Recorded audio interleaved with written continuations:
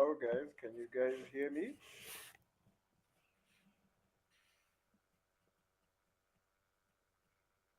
Yes, we can hear you. All right, great. Uh, so, welcome everyone to this event organized by No Ordinary Life.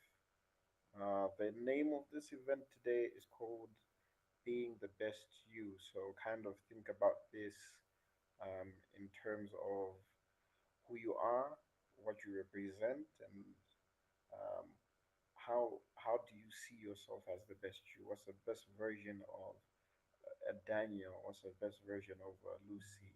What's the best version of a Michael? So that's what today's topic is going to be all about. Talking about the best you. Um, okay. I don't know. Can you guys hear me better now? Or is it still low?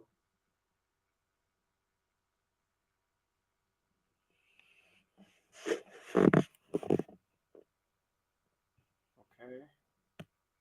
Not getting feedback.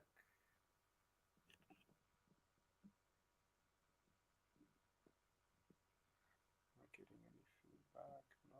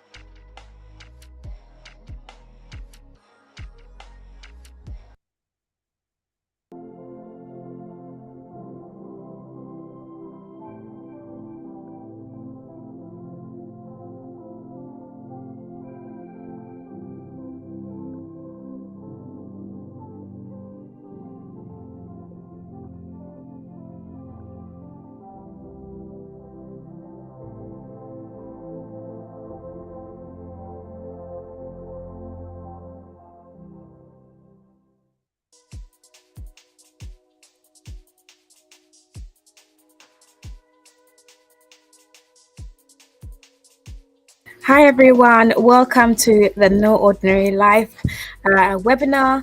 Thank you so much for making the time to attend this event. Just waiting for our host Maximo to come back. His volume was a bit low. I think he's having some technical issues, so he's back now. So he's gonna take over. Maximo, do you wanna let's try your volume again? Okay. Can you hear me better now? No. Uh, Much better, but I think you can do a little bit more. Okay. Okay. Okay. Um. Okay. I Yeah. think my network was the one. Yeah, that's much better. Okay. Great. All right. All right. So I'm back. Thank you guys for being patient with me. Um. So yeah. Uh, just introducing the event and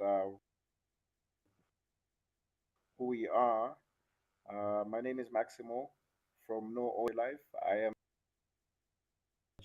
for the event we've organized today comes to you live and direct from different places. We have different people from different places talking about being the best you, the best version of yourself. So um, yeah, basically, like I was saying earlier, um, we want to really find or tap into the best version of ourselves? Like, how can we be the best um, person through ourselves? If I feel like I am a really good accountant, then how can I be the best accountant to myself? Or if I'm a really good husband, how am I the best husband for myself? So that's basically what being the best you is all about. And yeah, let's tap in. Let's really get going in the comments. Let's see what we're saying, what we're thinking, and let's have an open mind. So without further ado, I'm gonna start with some introductions. So Claudia, if you can go, tell us who you are.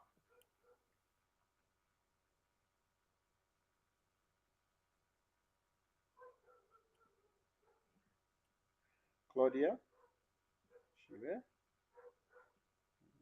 Okay. All right. So we have Claudia in the house, and you saw her right before me. Um, my volume is still too low. Okay, this is not working. All right, 1 second.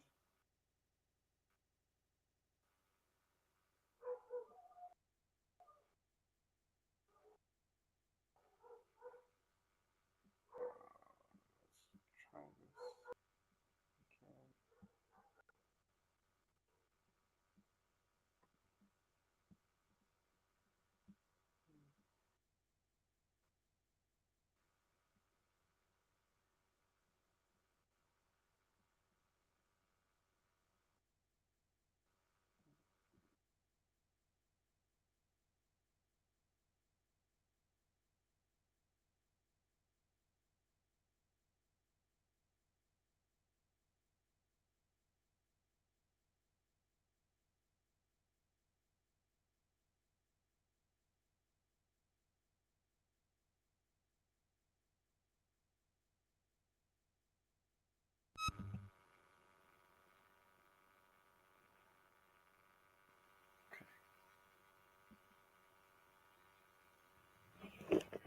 Yeah.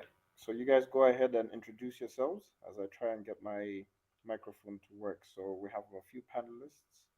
So blessings, if you can start by introducing yourself, please.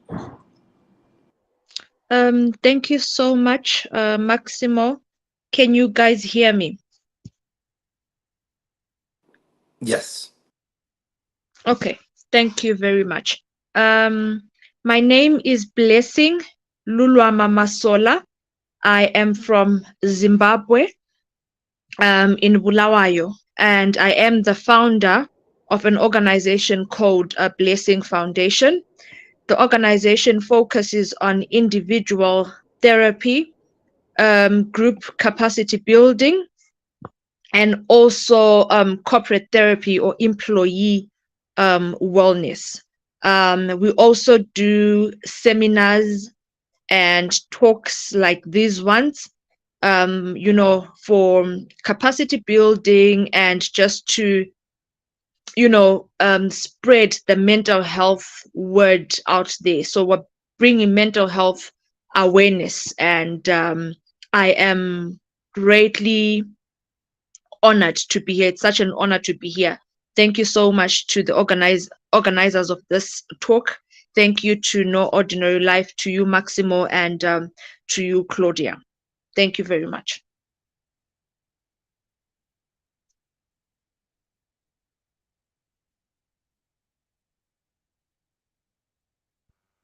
All right, great. Can we have Chelsea next?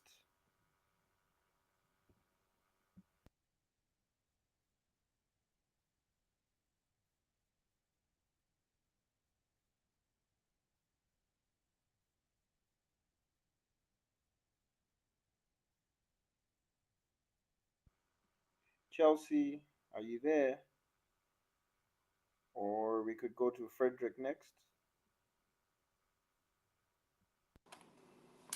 Yes, guys. So my name is Frederick Afrifa. I'm currently in the UK of Ghanaian heritage.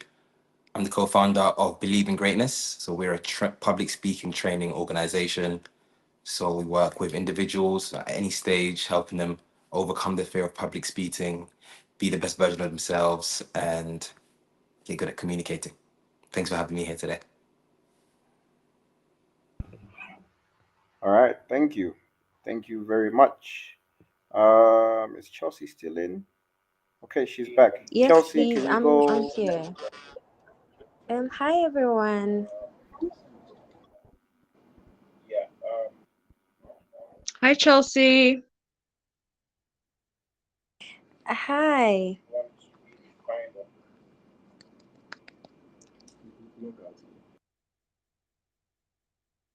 Yeah, go ahead. Go ahead and introduce yourself. Where you talking to us from? Yes. A bit of. Thank you. Sorry about the technical issues. So I'm Chelsea Charlyne Kosoku, currently in Ghana.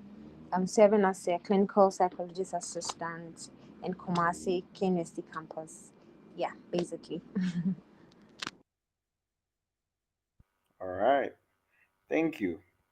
So I'm gonna pass it on to Claudia for a minute to give us some housekeeping, and she can, I guess, she can also sort of introduce herself a bit. Yeah, Claudia, over to you. Okay, hi everyone. Hope you can hear me well. So I'm going to just be sharing a few housekeeping. So this session is divided into, I would say, three parts. We have an audience poll to begin with, and then we have the panel Q&A, and then we have the audience Q&A. So we're going to start off with with an audience poll, and we'll need you to get very interactive. So if you have another device, like maybe a laptop or another phone, please get that ready. We are going to be doing an audience poll for you to answer some questions that we have for you. And then Maxima will be asking our panelists some questions, and then you have the chance to also ask the panelists some questions after. So feel free to use the chat to put your questions in there. Once we're done with the questions for the panelists, we will ask your questions as well. Or if Maximo feels they're very relevant to the question he just asked, he will also pick those questions. So yes, please interact with us, engage with us. We're going to be starting the audience poll very shortly. So device is ready, and I'll share my screen in a minute. So I think we can do this the poll now. Yeah. All right. So get your devices ready, and feel free to share this link with your family and friends.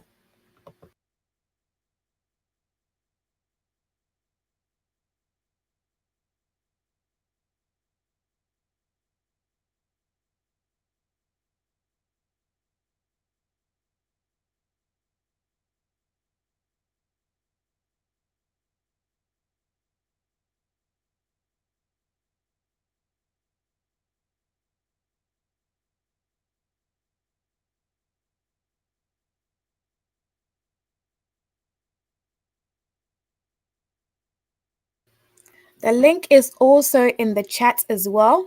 So you can either scan the QR code, or you can use a link in the chat on YouTube, or you can just go to slido.com and then type in the 7-digit code that you can see on your screen. And then we will start shortly. So we'll give everyone about 30 seconds to join, and then we'll start the poll. So we've got two questions for you to begin with.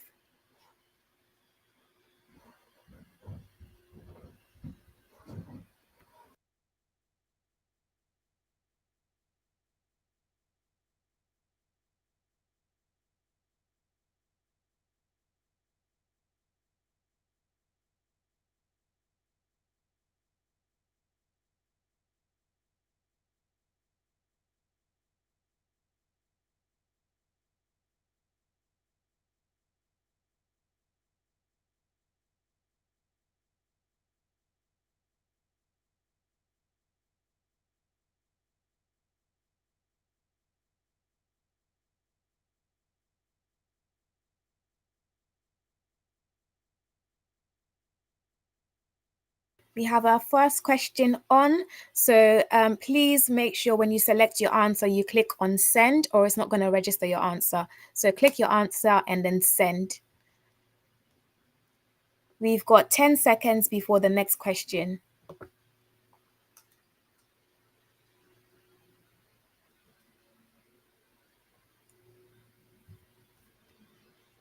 So we've got 3 people who've answered now.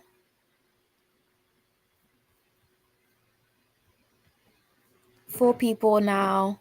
And I think there's 8 of us. So 5 seconds more, and then we'll go to the next question.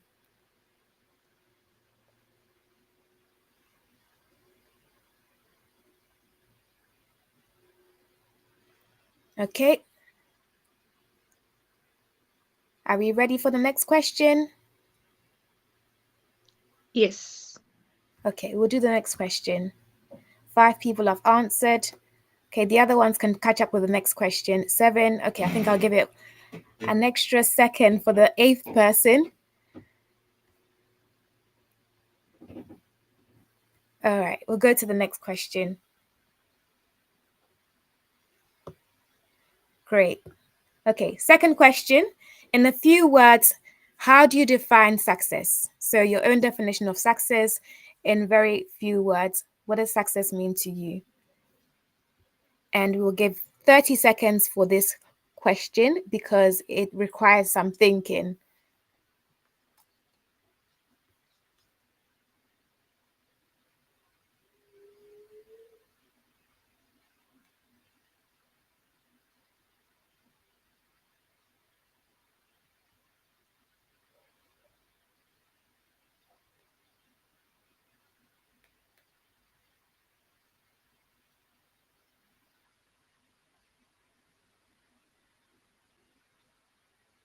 About 15 seconds.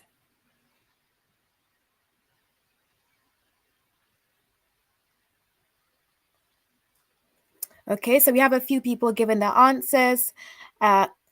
Living my dream, having enough for the day, achieving my dreams, feeling satisfied with my life and accomplishments. Completion is being able to achieve a set goal at a set time. Impact's good. Happiness and realizing your vision. Fantastic. Thank you very much. We still have 5 seconds. So I don't know who else has joined us, but we have 5 seconds and then we will end our starter poll.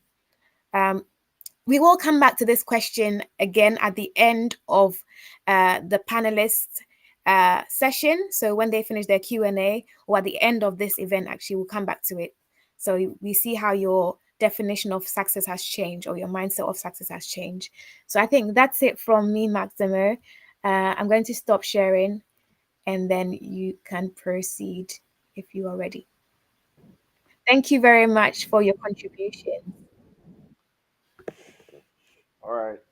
Thank you very much, Claudia, for helping us out with that. That was very interesting, and we'll see how it goes as we go along. So, without further ado, let's go into the first question.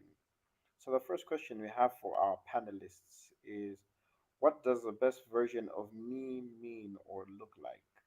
And is there a matrix or a theory which we can follow to discover this? So, what does that look like to us? I'm going to start with Chelsea.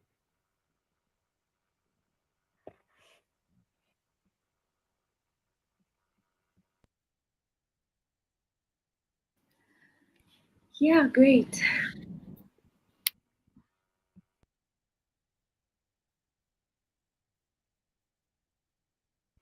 Yeah, go ahead. What does this best version of me look like?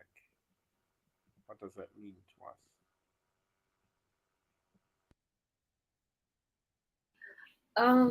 The best version of yourself, I believe, is personal. It involves a concept that encompasses being true to yourself, your values, maximizing your strengths, continually. Yes, that's how I would define being the best version of yourself. Okay. And is there like a way in which we can discover this best version of ourselves? Is there like somehow where we can measure this, or we just have to like go with what is there? Mm. Yeah, thank you, Maximo. I believe that I believe that one way we can actually reach our best self or the best version of ourselves is setting smart goals. And smart goals, which I believe we know is setting specific, measurable, achievable, and relevant and time bound goals. These help us progressively become a better version of ourselves. So you set specific goals and work towards that specific goals, and you ensure that the goals you are setting can be measurable and it's relevant, it's realistic, and it can be achieved within a particular time phrase. Yeah. All right, that's interesting. Yeah, the SMART theory. So yeah, that's a good way to actually measure our goals. I like what you've just said. Thank you for that, Chelsea. Frederick, what about you? What does being the best version of yourself mean, and what theories can we follow to discover this? What do you think? Yeah, that's a great question. I think it's a bit of a controversial answer, but I don't believe you ever really get to be the best version of yourself.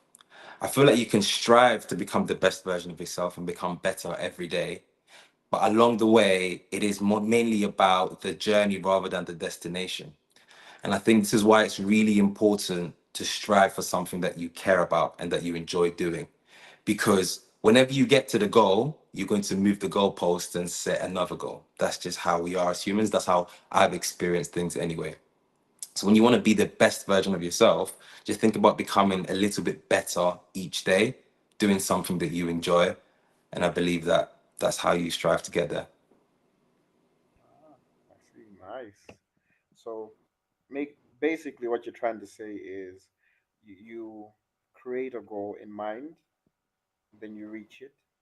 Then once you reach it, you probably up it a level. You go up a level and say, "Oh, hey, wait a minute. Let me go to the next thing. Let me go to the next thing." So, never really satisfied. Do you ever get satisfied? Then that's my question for you. Like, It's a very good question. And I mainly judge myself off the pursuit of something rather than attaining the goal. So, for example, in athletics, my aim was always to be an Olympian.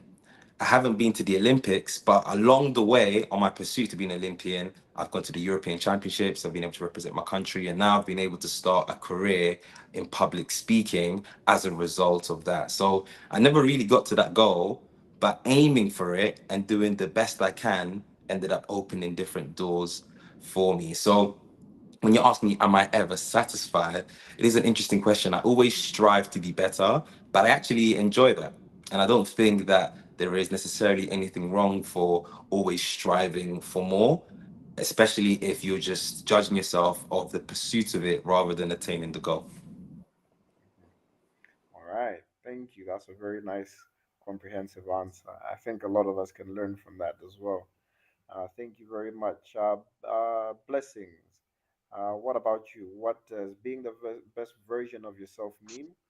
And what theories can you follow to discover this? You go. Thank you so much, Maximo, and thank you to Chelsea and Fred as well. For me, I think being the best version of myself, like Fred said, it's a journey, right? A journey of improving every day, a journey of being able to tackle life as it comes. Being the best version of myself means being confident in what I do for that day. So for me, it's not really a long term goal, but it's a short term goal for the day. Am I able to stick to my values for the day? Am I able to achieve my goals for the day? Am I able to do what I've set to do for the day? What am I learning in that day? what are my strengths, what are my weaknesses, am I confident, how do I tackle things that come my way. So being the best version of me means being the best version of Blessing every single day. So it means tomorrow I'm able to improve on what I was today, or I'm able to learn from what I experienced today. And then when it comes to a theory, I'm not sure, but I started reading a book recently, and I think it's going to shed a lot of light in, you know, trying to be the best person that I can possibly be. And it's a book by a Japanese author. It's called Ikigai. I'm not sure if someone can Google it and share their screen. I literally just started reading it, but in a nutshell, it looks at the things that you're good at. It looks at your passions, the things that you love doing, your contribution to society, you know, your career, and what you can do, your purpose. So I feel like for me, reading that book, the book really looks at how you can live your happiest life possible. So it aims at bringing out the best version of you. And I think the Japanese people are some of the people that live longer. I stand to be corrected. So it's built on Japanese principles. Thank you for sharing your screen, Claudia. It's built on Japanese principles that we can apply so that we can be the best version of ourselves. So I want to throw it out there to everyone that's listening. If we can just take a moment to read the book together and see what we can learn from that, probably as a theory or, you know, as some sort of metrics. But for me, being the best version of myself is literally learning and living each day in confidence, sticking to my values and principles. Thank you, Maximum. All right, great. That's a very, very insightful. The day by day way of trying to be the best version of yourself. That's a different take to what we all see or we all think actually. So that's really nice. I think the Ikigai principle, I was just looking it up as well. It looks like it's multifaceted, and it looks like the purpose is to find out um more or less the secret. It says the Japanese secret to a long and happy life. So that's a very interesting take. Thank you for that. On to the next question then that we have. So I'm gonna go with Chelsea. How do I get to know myself better? That's the question that we have. How does Thank one get to? you. Thank you, Maximo, once again. How do I get to know myself better? As I believe this actually is a question we should be asking ourselves daily because how do I get to know myself better would stem to you wanting to know what to do. So I think self and do to know yourself better, like regularly taking time to reflect on your experiences, to reflect on your emotions, to even reflect on some reactions you give to things around you. So you just take yourself and then you reflect on all these experiences around you. I think it will help you get to know yourself better. And another thing I personally do is journaling, writing down my thoughts. You can write your goals, you can write things that are happening around you and you want to take a look at. You can just journal everything, write down anything at all, and then you would rule them out each, and you get to know where you are doing well, where you're not, where you need improvement, things you need to let go. I believe it will help you get to know yourself better. And also coming from a psychological background, there are some personality tests that you can take to get to know yourself better, like the Myers-Briggs type indicator. You can take personality tests like Big Five personality traits. So it will all help you get to know yourself better from different perspectives, and also seeking constructive feedback from friends, family, colleagues, or just people who you think may be looking or studying you to gain external perspectives on your behavior and areas you need to improve. Sometimes you may be doing something, but in other people's perspective, it might be wrong, or there could be something you can do to better whatever you are doing at the moment, but you might not see it. So seeking constructive feedback from friends and family really helps us to get to know ourselves better. Thank you. All right. Thank you very much for that. I have a question, but I think I'll leave it for everybody in the panel. So I'm gonna just move it along to Frederick. How do you get to know you? Do you ever get to know yourself better? Thank you very much. I think it's a really good question.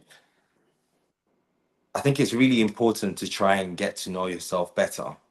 And I think we do that by spending time with ourselves, not necessarily by yourself, but with yourself. Often we are by ourselves, but we are distracted, whether it's by television, our mobile phones, or even just listening to music. Spending time with yourself is when you eliminate distractions and you have conversations with yourself, with that voice in your head. And the more often you do that, the more you can get to understand things and question things. If you had a conversation at work, for example, that you didn't particularly enjoy, ask yourself, why did I not enjoy that conversation?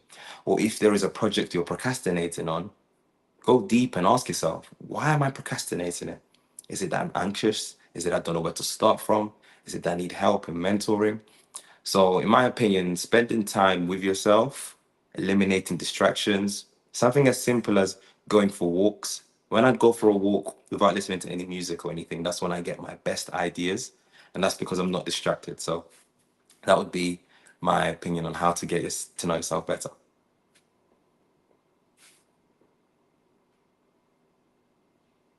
All right. Thank you very much. That's a very interesting take. Spending time with yourself. Okay. Okay. Blessing. How do we get to know ourselves better? Thank you, Maximo. I think my two panelists have kind of exhausted some of the things that I had in mind. But I'm just thinking that sometimes what helps me get to know myself better is um, practicing gratitude. So when I'm grateful for the things that I have or that I have experienced, then it increases a sense of awareness, meaning that I get to know what I value. I get to know what matters to me by being grateful of the things around me. I'm sure, Maximo, what you are grateful for may be different from what I am grateful for. So, for example, I think when we started, when we are still behind the scenes, I mentioned that we don't have electricity, but you have electricity, right?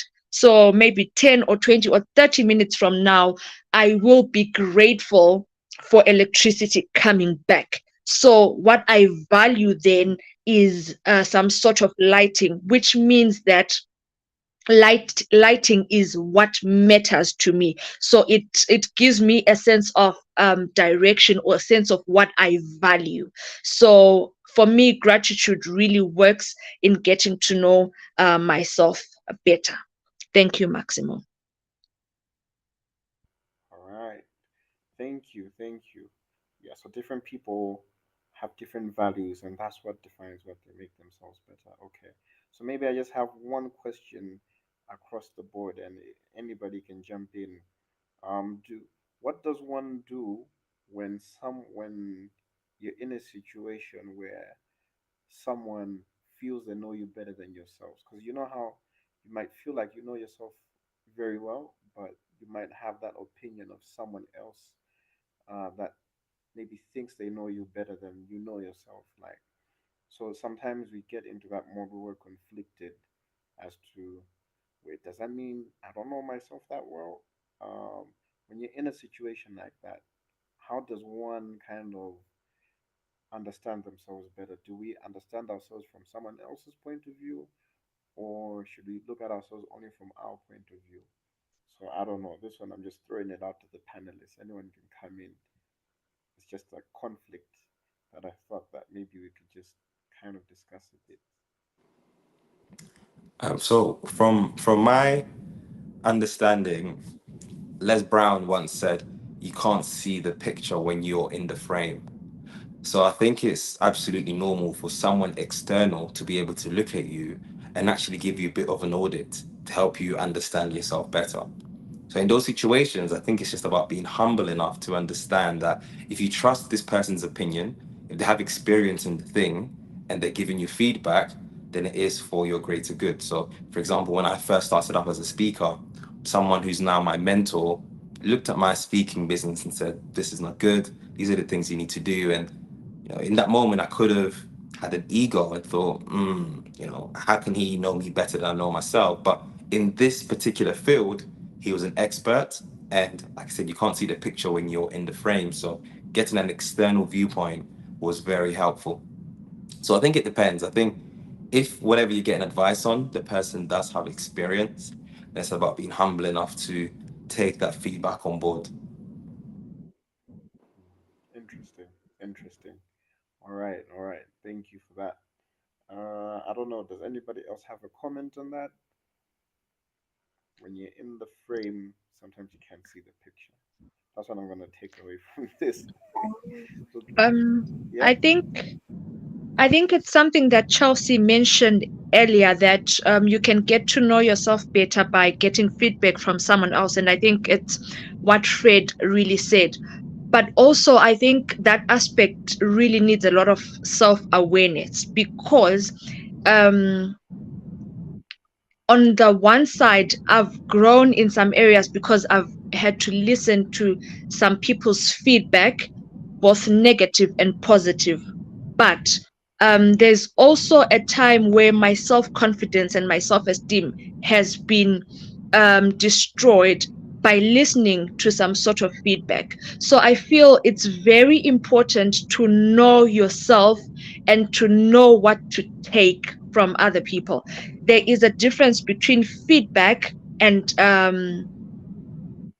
Criticism. I don't want to say criticism, because sometimes positive criticism is good. There's a difference between feedback and someone hammering or destroying your self-esteem. So we need to be very conscious of ourselves. We can both grow from the feedback that we get from other people who claim to know us better, or we can be destroyed by the same people who claim to know us better. So what is important is for you, Maximo, to know who you are and to know what criticism to take and what criticism to leave behind. All right. So Thank you you.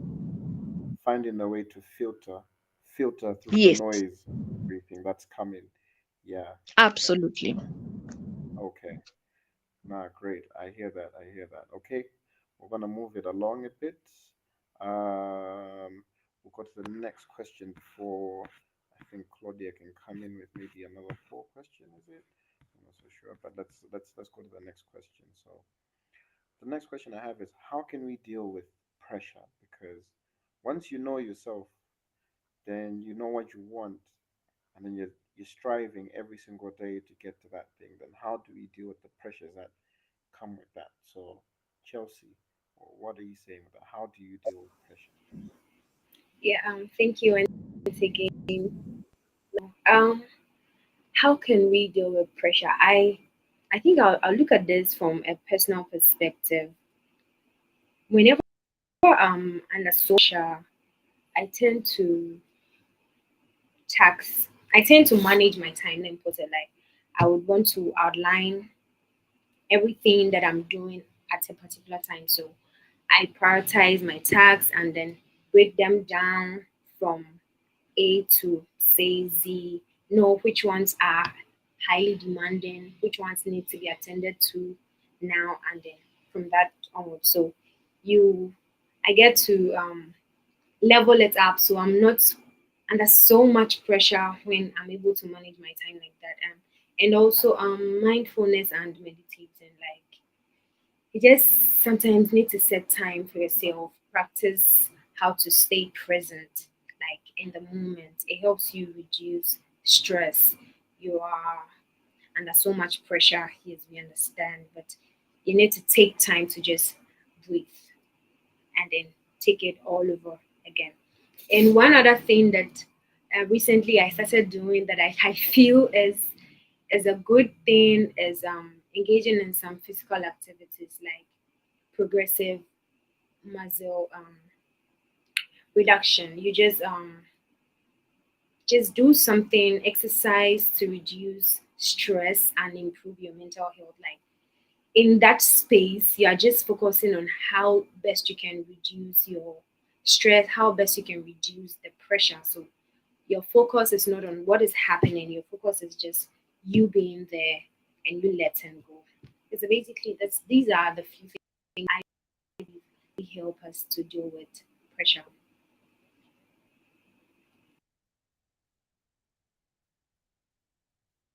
All right. Thank you very much. Yeah, so focusing on other things or trying to find another way to kind of alleviate that pressure. Okay, okay. Frederick, what about you? What do you think? How do you deal with pressure? What would you suggest? I think dealing with pressure is something that can really make or break you. Usually, we're under pressure when we have a huge situation, and the magnitude of the situation does affect us. In those moments, what I tend to do is to just control the controllables. What are the things that I have control? What are the things that I cannot control? So during my time as an athlete, before a big race, if I was under a lot of pressure, I cannot control the weather. I can't control how other people are going to run. I can only control my diet, my sleep, and how well I'm going to run on the day. Or when I'm on stage and I'm speaking in front of important crowds, the only things I can control are my delivery, not how I'm going to be perceived. So I'll just focus on the things that I can control, and the things that I cannot control, I'll just pray about it, leave it to God, and do the best that I can. That's the best way that I deal with pressure.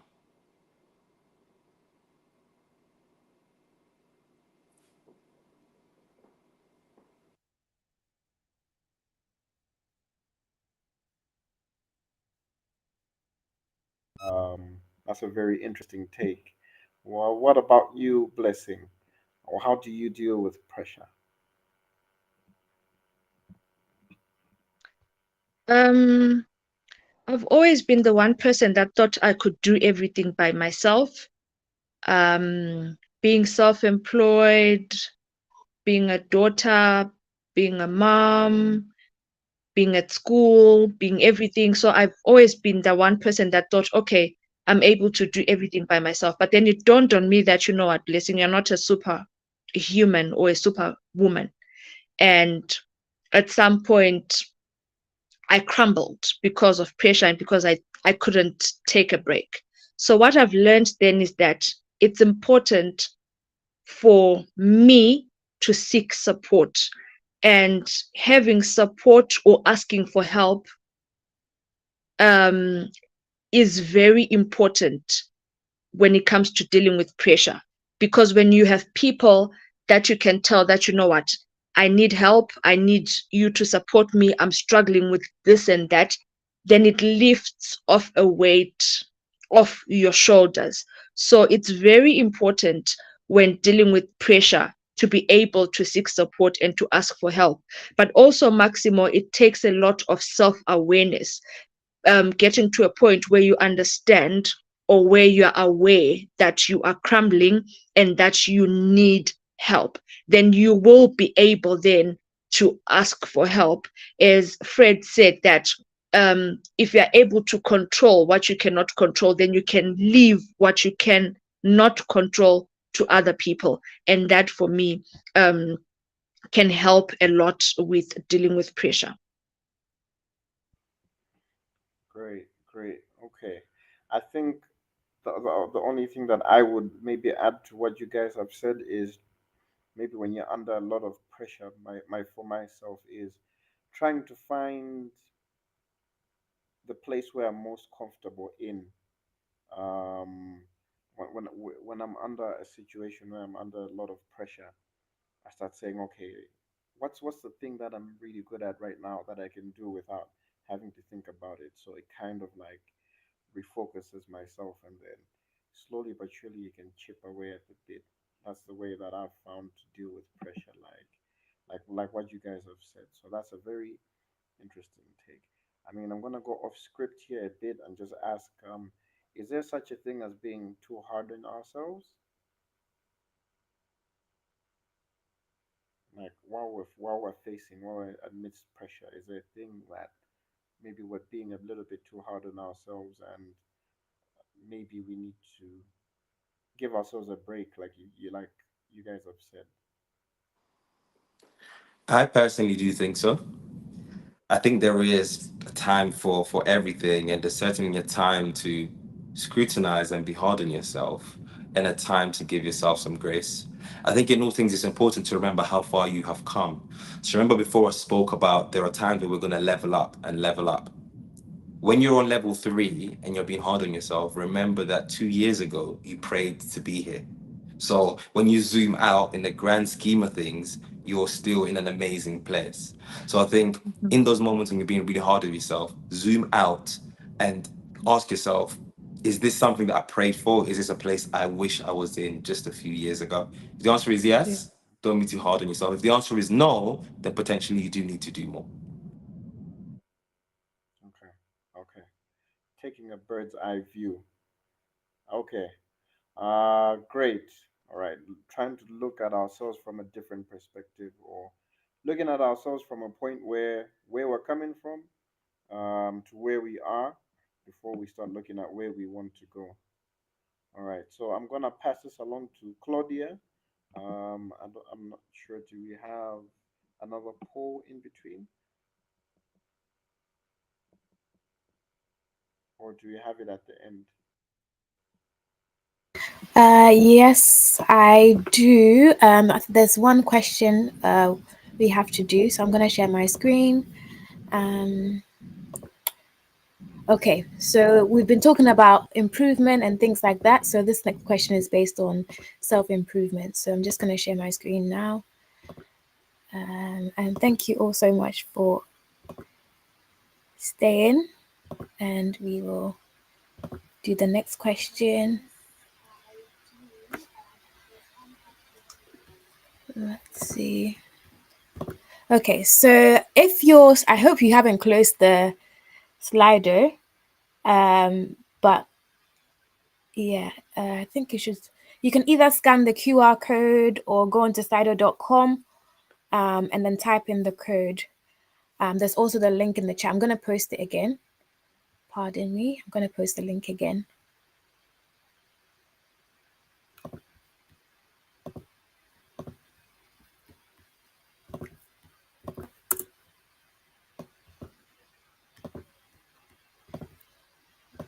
Okay, the link is in the chat now for you to join.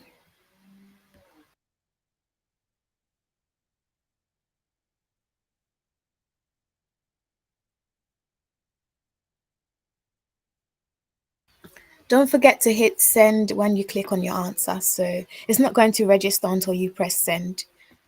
And 2 people have answered so far. I think there's 10 of us on the live. So let's give 30 seconds.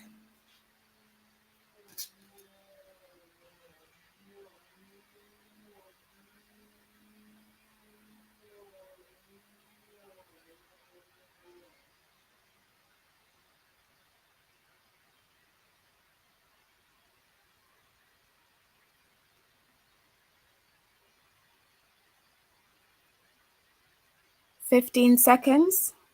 And you're choosing your top 3 for this.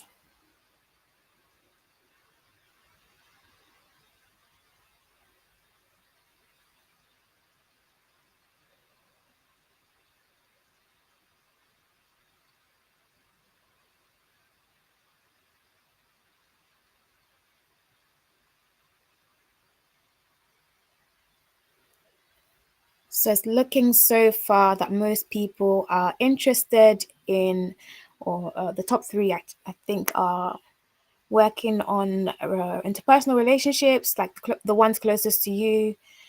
People are working on their finances or want to work on their finances to have that satisfaction. We have work and career. Faith was at the top somewhere. I think it's gone down now. So I think we have one or two more people to vote. And I'll give 10 seconds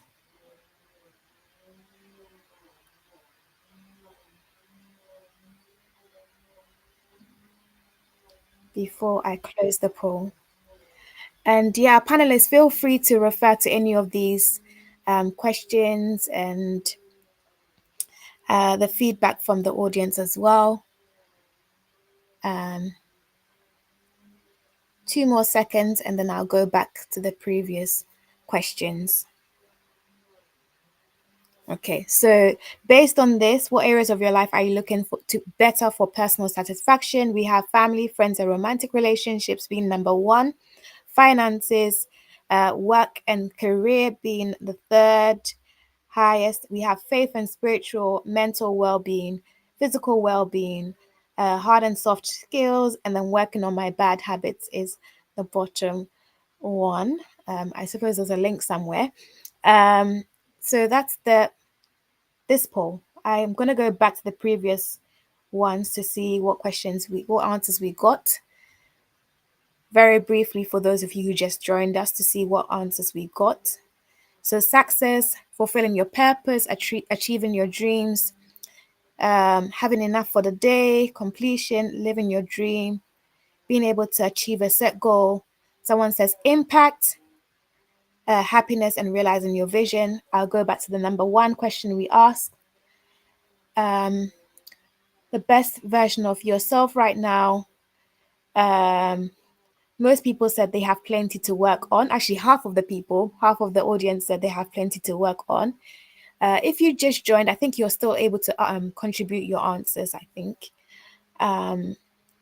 Yeah, good. Okay, good. So feel free to add your answers as well. And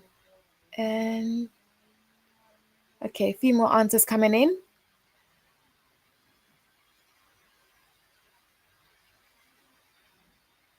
Okay, so I think 50% of our audience feel like they have only a few more things to focus on, but they feel pretty content with their life right now or being the best version of themselves. If I go back here, in about 10 seconds, I'm going to hand over back to you, Maximo. So if you want to add your answer, feel free to add if you just joined us.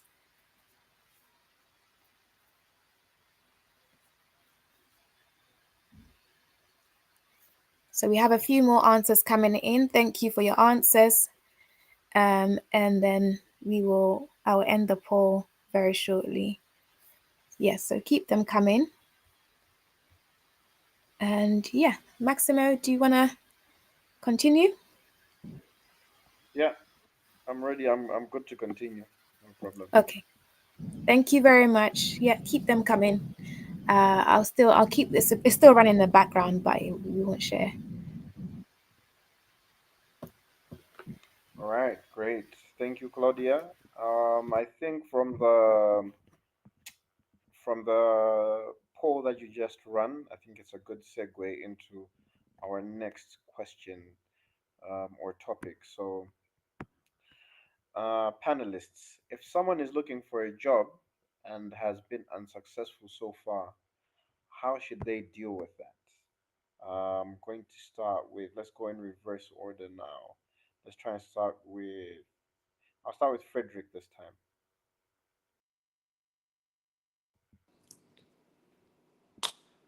Okay, so if someone's been applying for a job and they have been unsuccessful thus far, I think they need to revisit how they are applying for this job or what's going wrong. I think they say that the first sign of madness is doing the same things and expecting different results. So I think it's really important to have an assessment of what's going wrong. Perhaps it's the CV, perhaps it's the way you're doing the interviews, perhaps is that you haven't got the relevant experience at the moment, perhaps you need more qualifications. So from my experience, the easiest way to go about this is to try and find someone who is already doing what you want to do and ask them for advice. Because I think it's really important where you get your advice from.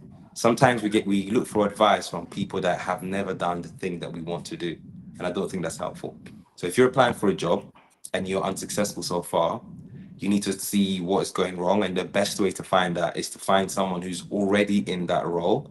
You can find them via LinkedIn, word of mouth, and asking them for their advice. And I believe that that should help you secure the role. All right. Thank you. Thank you. Blessing. Um, if someone is looking for a job, and you're unsuccessful so far, how should they deal with that? Being unsuccessful while looking for a job. Okay. My perspective will vary from Fred. So I was unsuccessful after I graduated, and I stayed for a year and a half without a job, and I was a fresh graduate straight out of university. So what I did then, what worked for me was I volunteered. I could not find a paying job, but I found an organization that was looking for volunteers in line with what I had studied. So me volunteering meant that I could get experience and also be able to build my portfolio for when I find a paying job at some point. So it kept me busy. It kept me I got to learn on the job, but also it was frustrating because I was not getting paid and I had expenses. So I also had to make sure that I take care of my mental health, practice a lot of self-care and a lot of positivity. And like I said earlier, I I reached out to others for support because it's not easy to be a fresh graduate. You're fresh, you think you're marketable, but you have to volunteer and not get any monetary benefits. So I reached out to my friends and family for support, and some of them supported me and they assisted me with this and that. But the one thing that worked for me was volunteering, and I gained a lot of experience, which meant that by the time I could get a paying job, I was a little bit ahead and I'd gained a lot of experience and knowledge in my field. Ah, okay, great. Okay, so volunteering is one. That's a good one. Chelsea, what about you? Um, Looking for a job, someone's unsuccessful.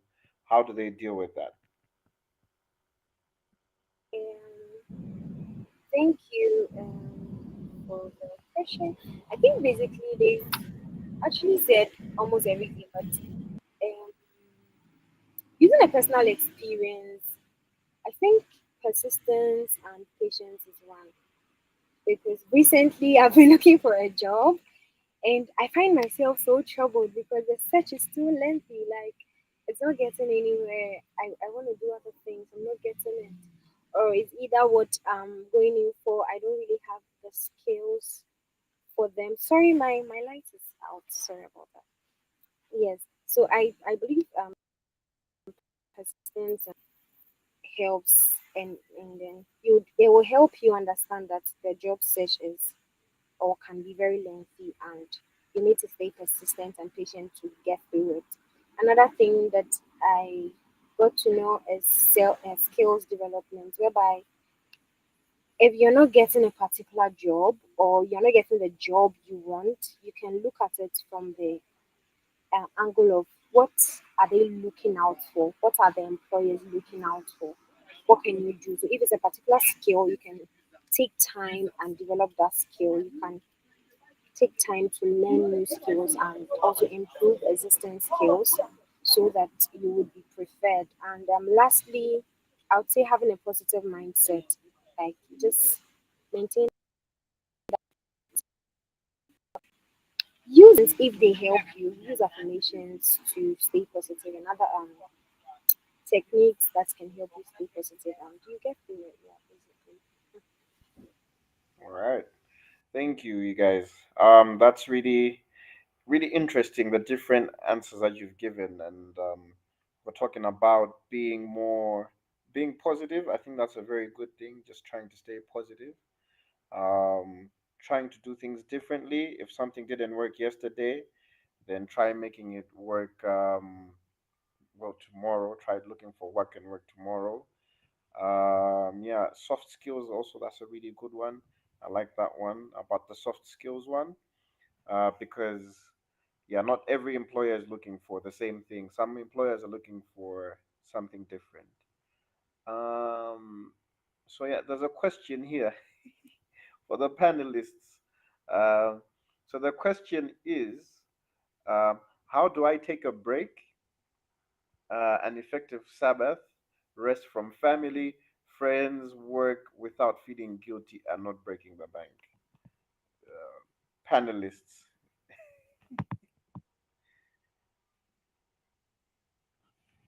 Ooh, Blessing. I think I'm gonna throw this one to you. How does one do this without feeling guilty? Interesting, interesting question, Maximo. I always say that sometimes self-care is selfish, should be selfish. Um, and that for me works a lot. You cannot pour from an empty cup, Christine, because when you're constantly pouring into others, pouring into them, spending your money, your time, your effort, your energy, eventually you feel burnt out, you feel tired, you feel exhausted, and you're doing it out of obligation and not out of your kind heart. So sometimes your family has to understand that what, you are human and you deserve the rest. You need to rest, and you just want to be a little bit selfish so that you take care of yourself. Self-care is very important, Christine, and just bear this in mind, that if you're able to take care of yourself, then you'll be able to take care of others without feeling guilty, because you'll be pouring from a full cup. So you owe it to yourself to take a break if you want to be as effective to those around you. For me, that is what I do, honestly. I let my people know that, what, I'm not a superhuman. I need to rest. I'm tired. I love you guys. And me not taking care of you or not spending on you does not mean that I hate you. I just don't have enough right now. I just need to recharge. I need to reboost. I love you guys. And if you love me too, then allow me to rest. You are human, Christine, and you need to speak out. You need to speak out. You don't have to die. You don't have to please everyone. You cannot please everyone. Maximo is laughing, but honestly, sometimes we have to be honest with those around us, because at the end of the day, we become burnt out. And yeah, that's just what I do. Honesty is the best policy. Okay, I hear that. I hear that. Okay. All right. Here's another one. Or how do I bring out the best out of me? Okay, I think we touched on this earlier. Uh, Rita, so there was different opinions about how we can bring the best out of ourselves. Um, I don't know. Maybe we can take. I'll come back to this question probably at the end, because we would have had like different opinions by then. So I'll come back to this definitely. So just moving it along a bit, to the next question. So self worth. So that's what this question is about. If I believe I should be earning a certain amount of money, but I'm currently not able to earn it, or I'm not earning it, what do I do? Like, if I believe that I'm supposed to earn X, not Y, what does one do? Do you quit? Do you seek for greener pastures? Do you maybe go to your boss's office or something? So what does one do if you're an entrepreneur? How do you feel like, nah, I should be earning more? Like, what should one do? So I'm gonna start this with Blessing. Actually, let me start with Blessing. Tell us, what do you do in this situation?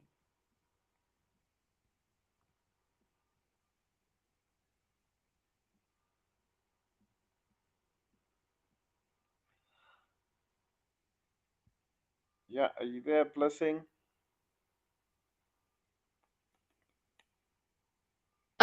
Yes, I'm here. I'm here, Maximo. Um, from this part of the world, there is not much that you can do, honestly. But from the last time I was in a job interview, you get asked how much you are expecting. And if you are within that bracket, you get employed, right? So, say for example, you're expecting $100 and that is what the job offers, then they hire you based on that. They cannot hire you if you are expecting $500 from $100 job. But if it happens then that you're not getting what you expect, I feel what I apply in my daily life is that I have to be honest and approach, be it human resources or whatever, and tell them that, you know what, I feel like the value or the skills that I am bringing to this organization or to this company does not equate what I am getting. How can we reach a balance? I think it's very important for us to learn to voice out depending on what was on offer during the interview. So being able to voice out, remember, we're talking about being the best version of yourself, right? So it's also important to know what your value is, and then you can go back then to your employers and ask them, um, or be able to negotiate or talk to them about the amount that you are expecting, um, as compared to the skills and the value that you're bringing into the company. So it's important to really have a voice, to find a voice, and be able to talk to your employers. All right, great. Frederick, what about you? What do you think about this? How do you how do you go about a situation where you're not earning what you feel you should be earning? Yes, interesting. I think one thing that's important here is to understand that I guess socially different places will have different opportunities. So I'm speaking from a place of privilege where I live in the United Kingdom. Certain opportunities that we'll have here may not be viable if you are in Zimbabwe, Malawi, or in Ghana. So that's the first thing that I need to say. But generally, from my experience, you usually earn equivalent to your level of skill. So anytime that I have wanted to earn more money, I've upskilled myself. So initially it was just learning the skill of communication. And then it was learning the skill of marketing. Then it was learning the skill of sales. Then learning the skill of social media advertising. And the more skills I learned, the more I was able to charge for my services. So that's the advice that I would give you, no matter where you are. If you want to earn more money, understand, ask yourself, what would the type of person that earns this money do? And what they might do is read more. What they might do is invest in some courses, go to some classes, and work on themselves. And usually, what's happened with me is once I've worked on myself, I see it as an investment of time, energy, money in me, in my development, then the finances have followed. So that's the blueprint that has worked for me. Hmm. All right. All right. Upskilling. Great. Great. Great. Great. That's a good one. Chelsea, what about you? What do you do if you feel like you should be earning more? What do you do? Um, yeah, thank you, Maximo. Um, see, after you've asked the what do you do question, I believe the first thing you should set to do is self-assessment, objectively assessing your skills and experience. Is what you are demanding actually, is it on the same level with the skills? Do you think you're giving in, like, do you think what you're giving in is too much than what you're receiving, or are they equal? And then when you do that, you are able to get the answer to that. You go on to negotiation skills, whereby you practice negotiation techniques and you advocate for your work. I think that in job action or earning for a particular job, it doesn't just come by because you have a good CV. Because sometimes our CVs don't really tell who we are. We just write it there because we have those qualifications. But can we really work our CV? work what the CV is telling about it. So after you've made all these assessments, you can where you can seek opportunities for advancement, and then you consider adding other qualifications that can justify for your higher pay. Because sometimes you may think you need to benefit, or you may want a specific benefit from the kind of job you're doing, but your qualifications does not really justify the pay. Yes, so I believe you having a self-assessment, developing negotiating skills, and career development, you would be able to earn what you are working for. You wouldn't put in too much and receive too little. But yeah, equal. All right. Thank, thank you for that as well. Like you should know exactly what you bring to the table. I think is what I've got from that. And audience, please feel free to come in if you have any questions you want to ask, because it's a conversation we're having that I think can benefit everybody. I think in my experience, my personal experience, knowing your value is knowing exactly which team you're playing for and what role you are. I mean, if you're so valuable to the the team that you're working in, then you need to be compensated the way you feel like you have to be. Sometimes it means that you might have to take a little hit, um, but standing your ground is what I would say. Like sometimes it's just about saying that, you know what, I'm worth more than this, and even if I'm broke today, but I won't accept anything less than what I'm worth, and that's what it is. And I think it kind of builds up that reputation. In my experience as a consultant, um, yeah, it's like people now when they approach you correctly because they know exactly that. Okay, you know what, this guy actually is worth this because this is how he delivers, or this is how she delivers. So yeah, just knowing, being confident that you are worth whatever it is that you're saying you are. So very interesting stuff, guys. Upskilling. I'm seeing a lot of stuff in the chat, so that's good. Um, all right. So I'm gonna kind of take a little detour a bit. So the next question I'm gonna ask is, what happens when you find yourself on the path to self-destruction? Say things are not going well for you, something is not going the way you thought it should go, then how can you stop yourself from self-destructing? So, Fred, you go first.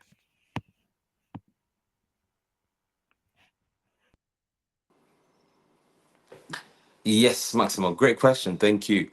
So, speaking again from personal experience, during COVID, I went through a really difficult time where I was on a professional contract with athletics and that got cut due to COVID. And I ended up working as a delivery driver for a supermarket. And at the time, I had a really difficult time. I felt like things were not going right.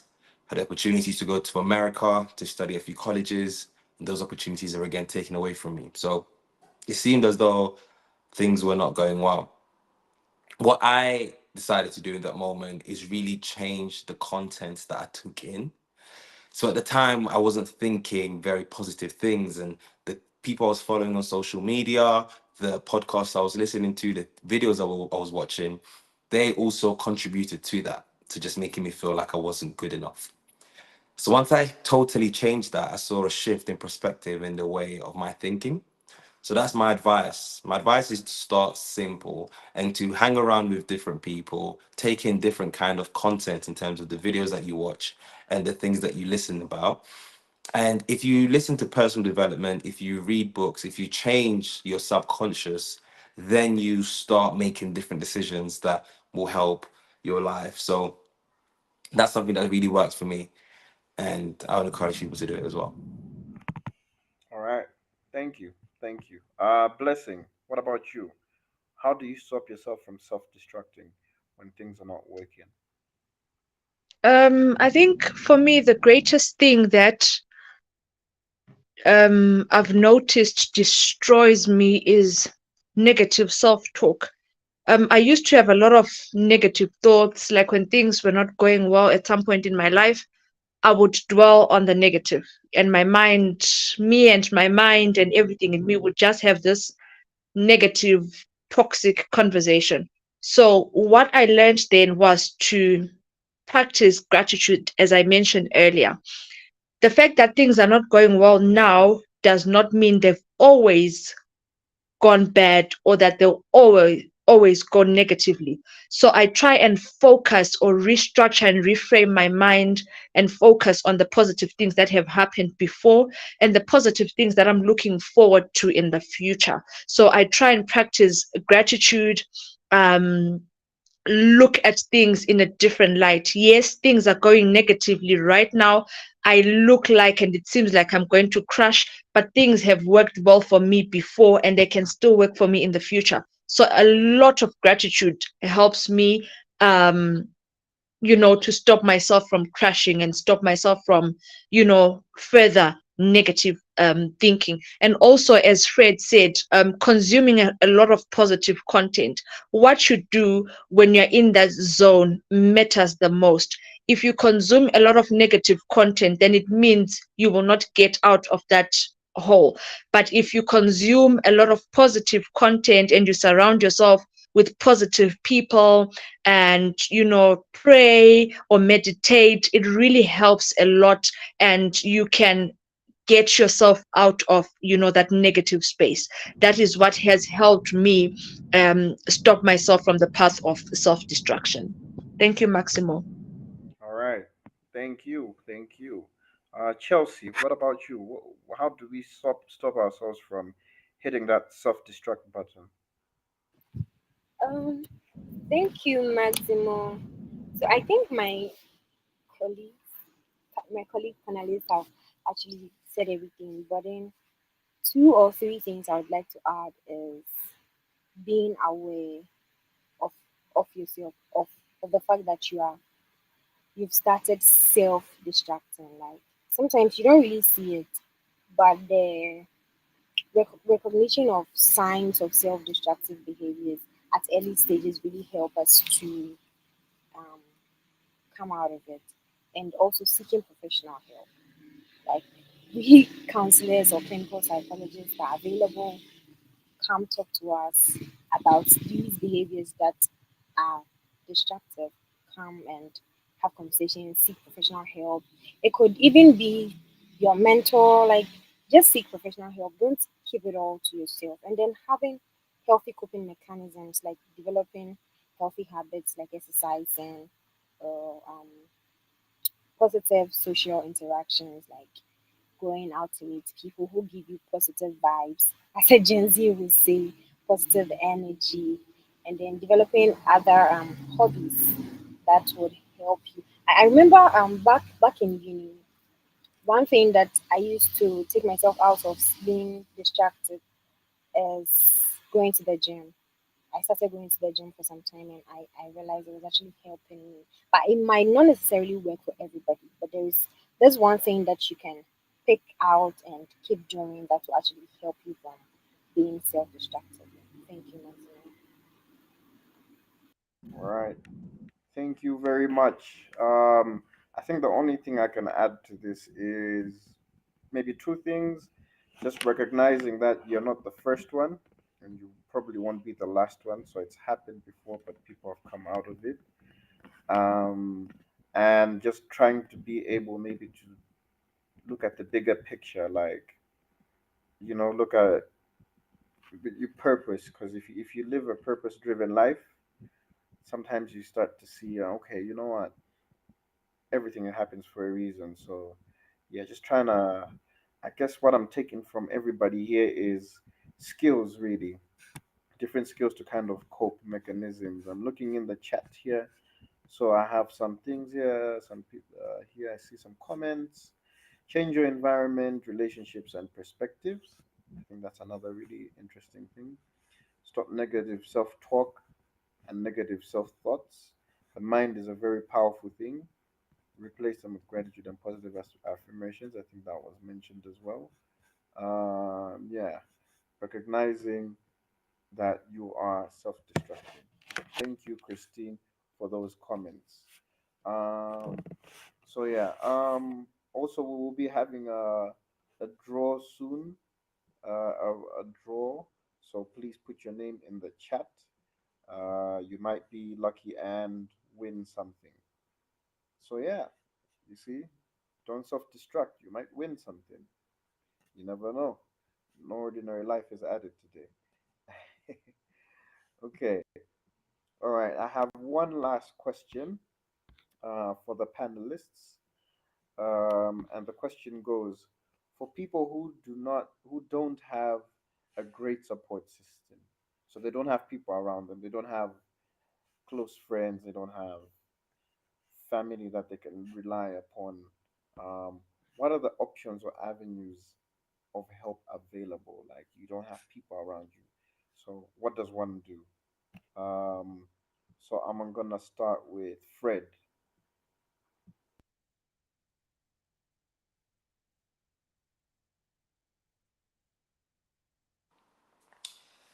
Yes, so from my experience, if you haven't got a good support system, it's something that you can create.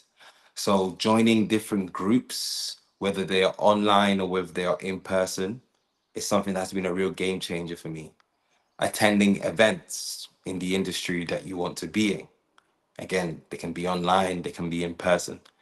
And that's the great thing, that no matter where you are in the world, you can meet people along the way that will support you. So if you haven't got the support network right now, it's time to create it. It's time to go on LinkedIn, on social media, on the internet, or in person, and finding the tribe that will support you.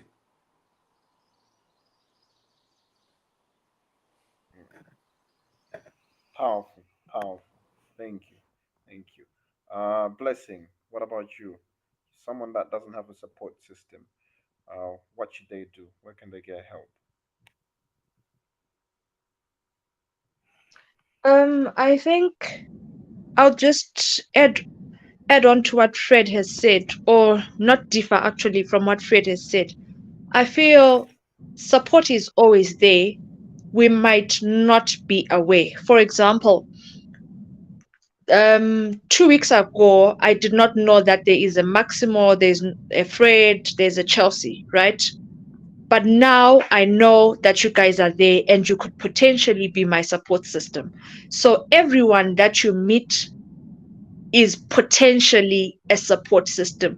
No one lives in isolation. No matter how isolated we may seem, there's always someone somewhere.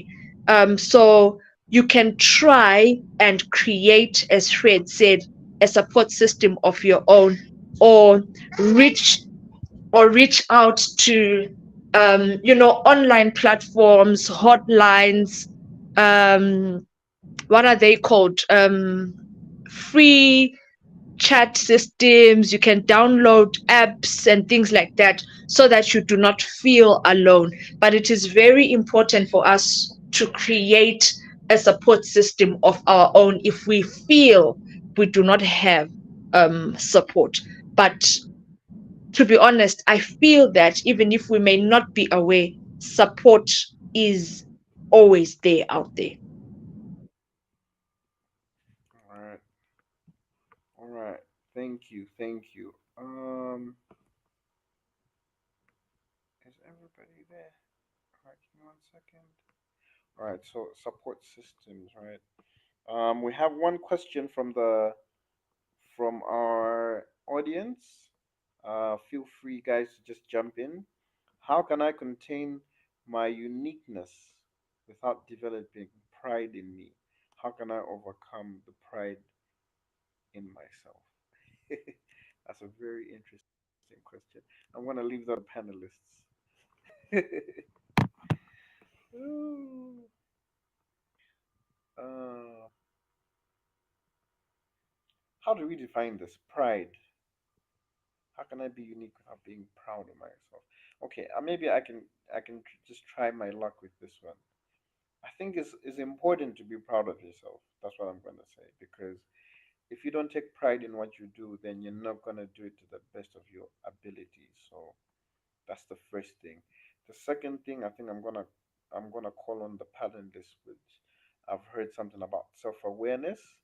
So being self-aware or knowing exactly who you are is a very important step in knowing what you are, allowing yourself to be unique, and because of that, and then maybe just seeing where you fit in for, yeah, within a system or within a community. That's what I would say. I don't know what other people would say, but yeah, just knowing where you fit in, like knowing your role, playing your game, playing the game within the game. Yeah, maybe that's what I would say. I'm no expert, but yeah, that's what I would say. What about my fellow panelists?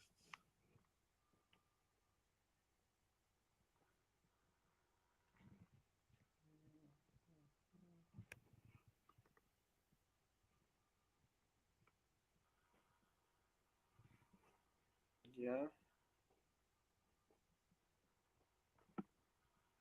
anyone else with a opinion on that question? How can I contain my uniqueness without developing pride in me? I don't know. That's a very tough one. I tried my best though. Is Chelsea there? Hi, Maximo. I'm here. Okay, okay. Yeah, I guess I have two questions for you to answer then. uh, Support system question and the uniqueness. So whichever one you want to go with. Okay, let me start with the support system. I think my colleagues have Blessing and Frederick, they've actually expanded on that. Um, Sometimes the support is there, you just don't see it. And made use of the examples that we just met, and now we know that we can fall on each other when we need ourselves. One other thing, one major thing I believe is that our greatest support system is God. For He has given us His Holy Spirit to be our comforter, our teacher, and our everything. So if we are feeling that we are not getting the support we need from friends, we are not getting the support we need from, or even we are not getting the opportunities, I think we should just fall back on God, and He would wrap us in His arms and then help us through.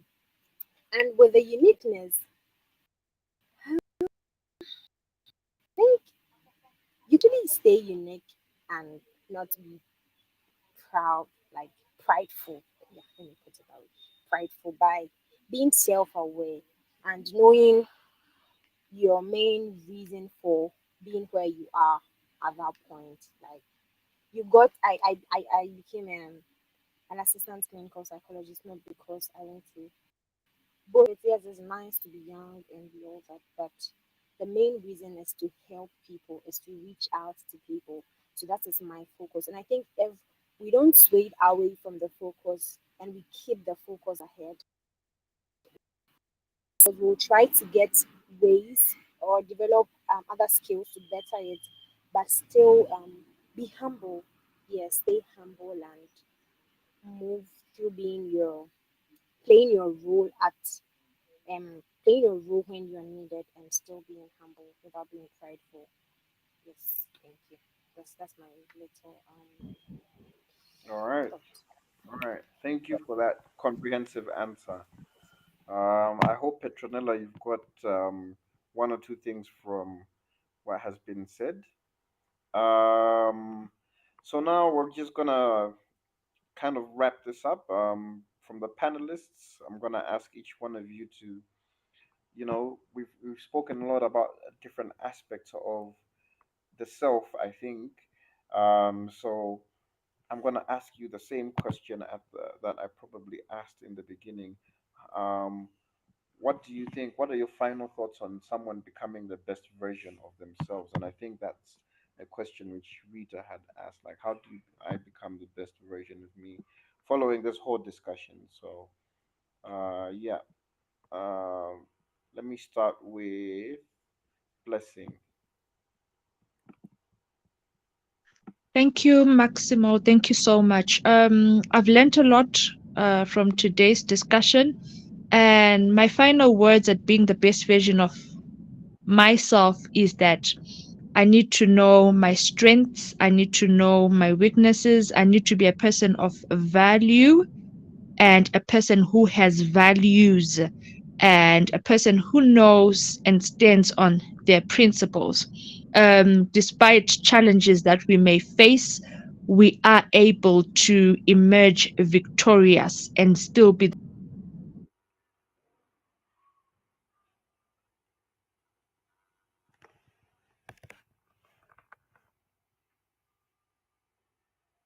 Yeah, Blessing, are you still there?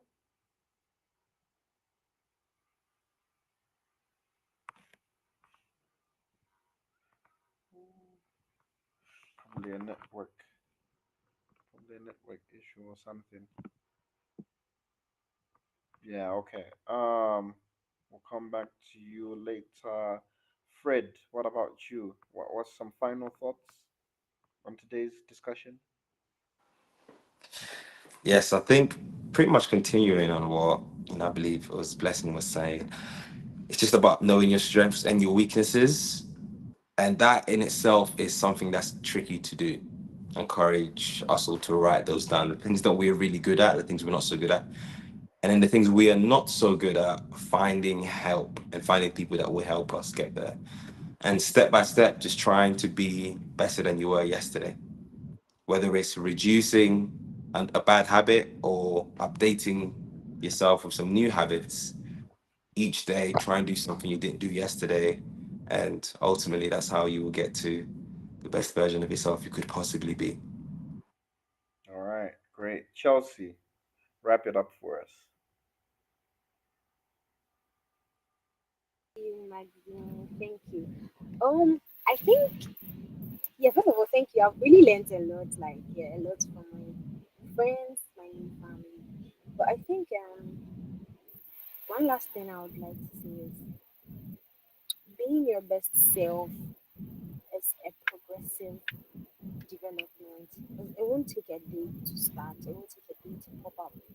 So, I mean, as Frederick had said earlier, you look at yesterday and you tell yourself, I'm going to be better than yesterday. So, today is another day. I need to be a better version of my yesterday.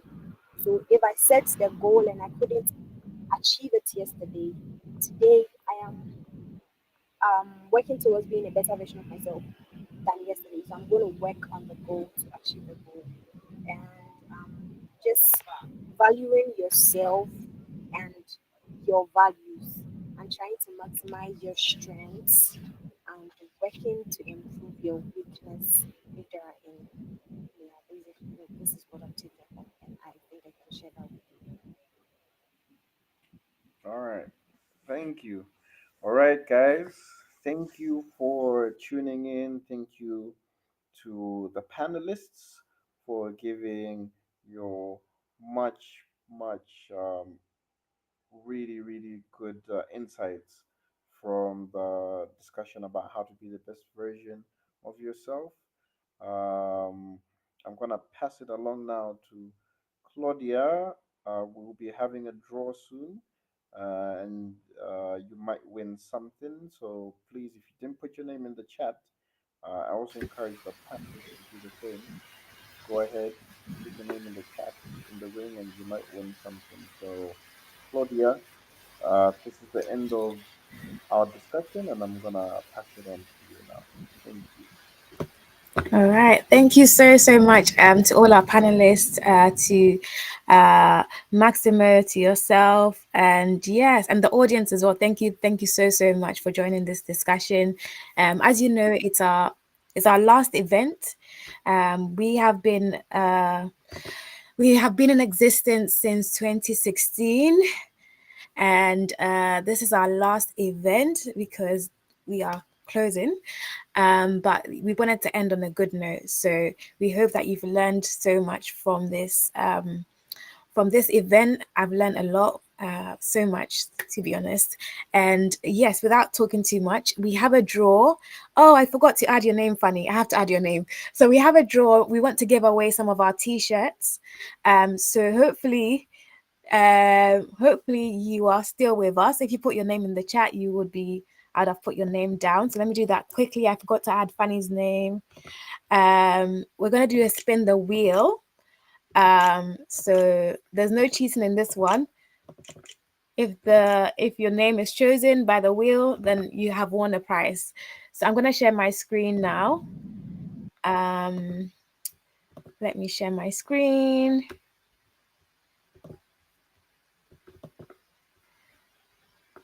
Okay, so are you guys ready for the spinning of the wheel? Okay, so we're gonna spin the wheel and we will see who has won.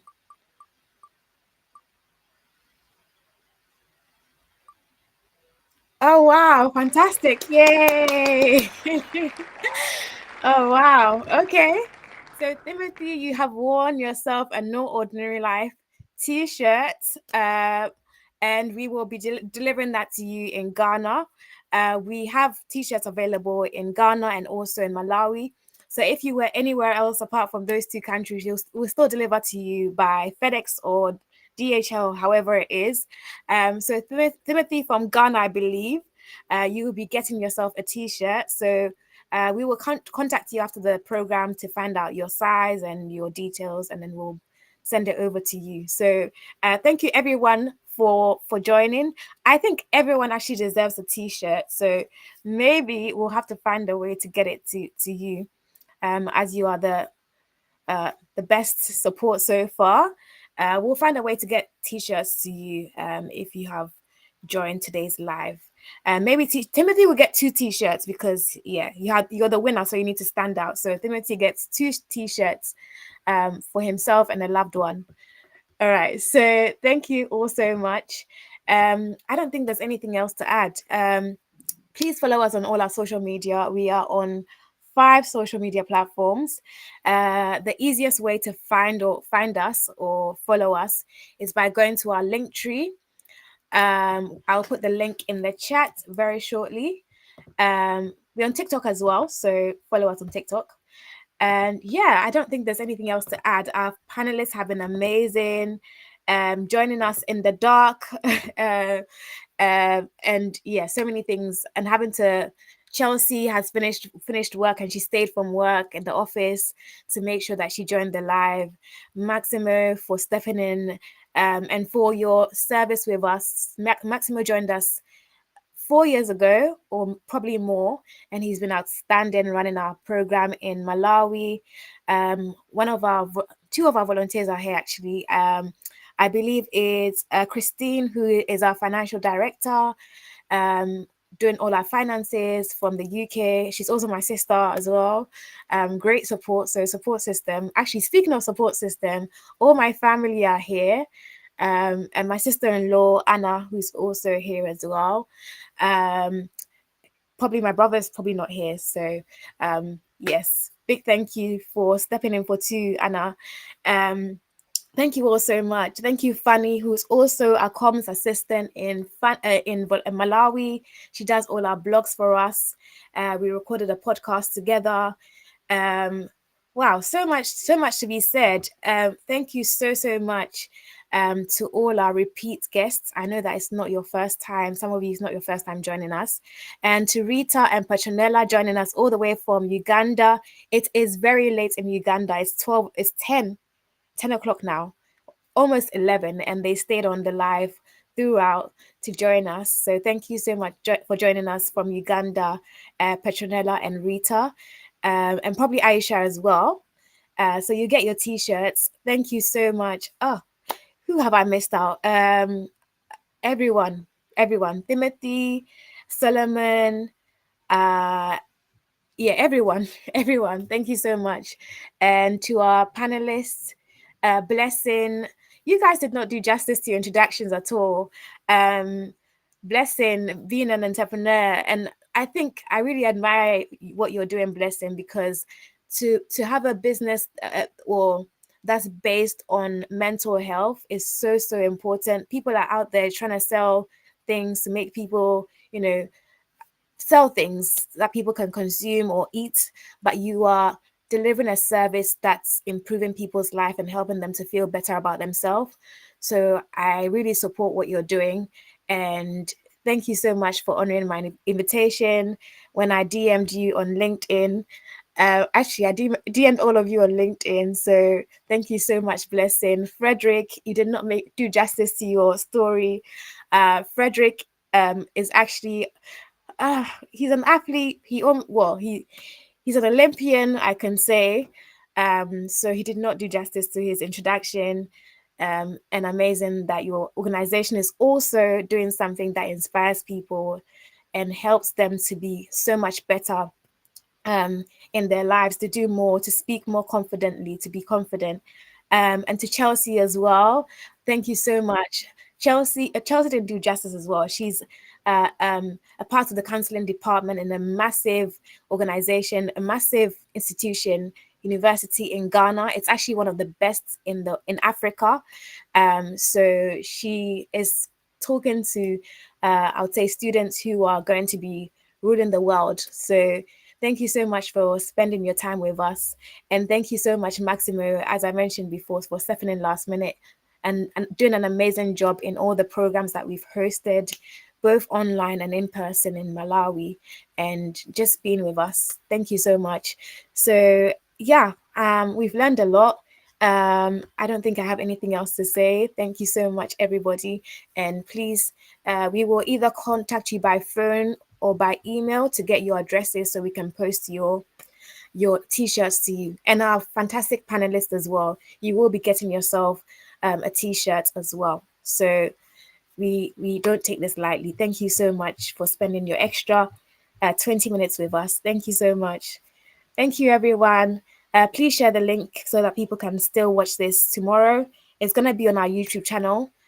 So please share. And even though we haven't got any more events running, we still have a podcast. So it's going to be on our YouTube channel. So subscribe. You can still have access to our podcast. Thank you so much. This was wonderful. Have a good night, everybody. And we'll be in touch. Take care, everybody. Bye-bye.